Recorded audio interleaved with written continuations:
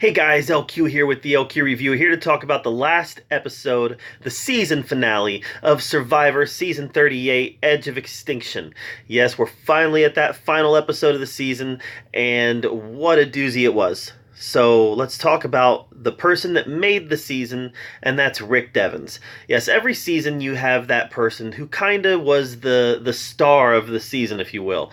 You know, not this person doesn't always win. This person often doesn't win, but this is the person that made the season. You know, you go back to season 19, Samoa. Russell. It was Russell's season. He didn't win, Natalie won, but that was Russell's season. I feel very much the same way about this season. This season, Edge of Extinction, was Rick Devens' season. He was the one who played hardest. He was the one who scrambled. He was the one that found idols. He was the one that was making fake immunity idols and executing them well. You know, making sure that they got found and used at appropriate times. And he was winning immunity challenges and you know, making big moves. This was Rick Devens' season. So it was a shame that he didn't win. Obviously, it was a shame because he deserved to win this season. You know, but it was somebody who made, in my opinion, somebody who made equally big moves. So let's talk about Chris. Chris was put into Edge of Extinction around day 12, I think, and he made some very good relationships there. And he was able to win his way back into the game. So first of all, let's address my predictions. Wentworth and Eric, neither one of them got back in the game, so I was wrong this year. Neither one of my picks won the game, and that's okay. I very rarely win. I've won before. I've made correct choices before, but not very often, so that's okay. But Chris won his way back, and then he proceeded to make huge moves. First of all, earning Rick Devens' trust back was huge. Getting Devens to give him the other half of the immunity idol saved his butt.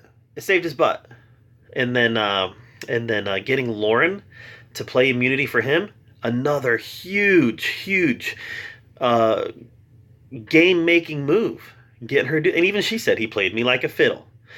And then obviously the biggest move was giving up his immunity at the final tribal council before the final tribal council, giving it to Julie so he could make fire against Devens.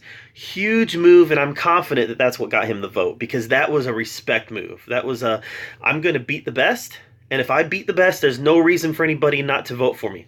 And I agree with that. I had no problem with Chris winning after making that move.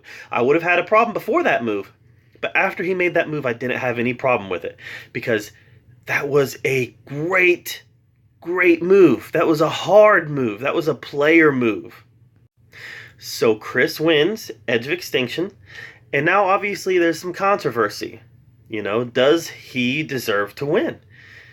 And I think the main controversy that I saw was he got to spend an exponentially larger amount of time with the jury, building relationships with the jury, working the jury. There's people on the jury that didn't even know Julie, Gavin.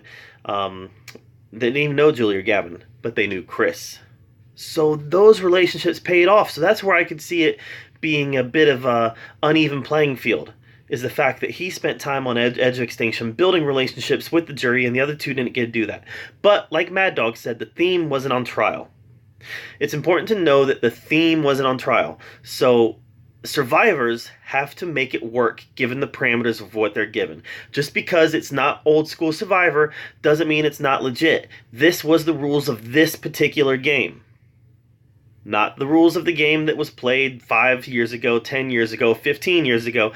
These were the rules of this game in this particular circumstance. And I'm perfectly fine with that. I'm perfectly fine with that. The way that's presented, I have no problem with it. That being said, I don't really love the Edge of Extinction. I don't. I'm for them scrapping it. It is a neat idea, but everybody went to the Edge of Extinction. Nobody threw in the torch, so to speak, except for two, who were probably shouldn't have been there in the first place anyways.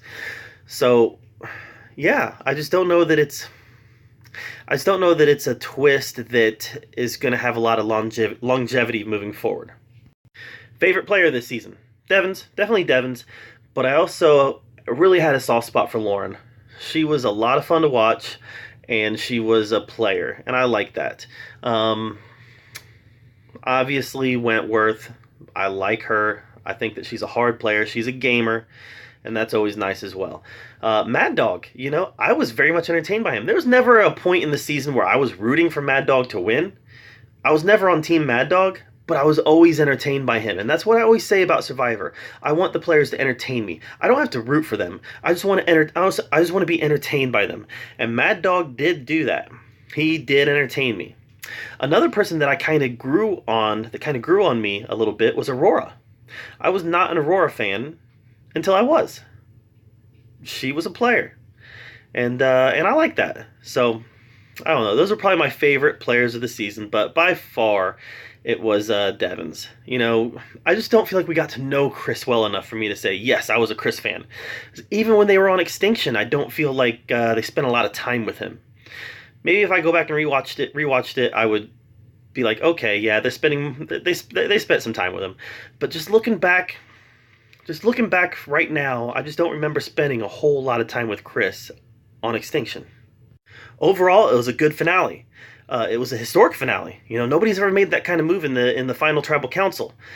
Giving up their final immunity, their spot in the final tribal council to build fire. Nobody's ever done that, and I really enjoyed that move. So after all this time, that's why I love Survivor, because after all this time, it's still surprising us, and it's still what is it, almost 20 years, and it's still surprising us, and it's still doing things that we don't expect, and that's why I love it. And Devon's, Chris, they made big moves, so you got to respect them for that. I wasn't crazy about the reunion show. The last couple seasons, the reunion show has been 20 minutes? I want more in depth in the reunion show. And I know that this time Jeff tried to go a little more in depth than they did last season. He tried to give everybody their due. But give me more at the reunion show. I want another hour-long reunion show. What's with this 20 minutes? Give me more. So yeah, I think that this season is a very middle-of-the-road season. And the finale was very good. I actually really liked the finale. I was very entertained by it. But the season as a whole was kind of a middle of the road. It wasn't like one of the worst seasons. It wasn't one of the best. It was a middle of the road Survivor season. So I'm going to do a Survivor ranking where I rank all the Survivor seasons. And I'll have that up within the next few days. I'm also going to give my opinions on Survivor Island of the Idols. What I think about that season 39. It's on its way. So I'll give my opinions on what I think about that and what I'd like to see happen with that. And I'll have both those videos up, hopefully over the weekend. But right now, we're talking about Season 38, Edge of Extinction, and it was okay. It was okay. It wasn't a bad season. I was entertained by most of it. And even the episodes that I wasn't entertained by, they weren't horrible. It was just very middle-of-the-road Survivor. But that's what you get in 38 seasons. We've had 38 seasons of Survivor. So getting up there with those best seasons ever, you're talking obviously heroes versus villains, Kagian, Season 1, Australia. You getting up there with those best seasons ever, it's a challenge. It's a real challenge to do. But beating the worst ones isn't really a challenge either. Your Marquesas, your Thailand, beating those bottom of the barrel seasons, Redemption Island, beating those seasons isn't really hard either. So I don't know what kind of, I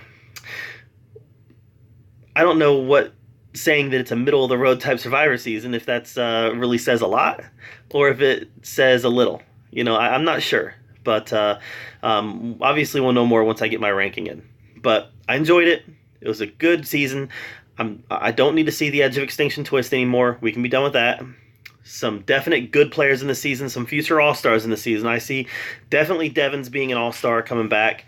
And I could see Lauren coming back. And I could see Chris coming back. Honestly, this is kind of weird. I could see Reem coming back.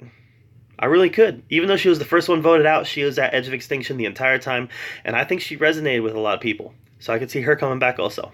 But anyways, good season. Not the best, not the worst, just a good season of Survivor. And now, unfortunately, it'll be a few months before we get more Survivor. So I hope you enjoy my Survivor videos. I'll get a couple more up over this weekend talking about past seasons, and another video looking to the future with Island of the Idols. But I'm LQ, this is the LQ Review. Thank you so much for being here, where we talk about all the geeky, all the nerdy stuff that we love to talk about, including Survivor, because I love Survivor. I'm a huge Survivor nerd. So until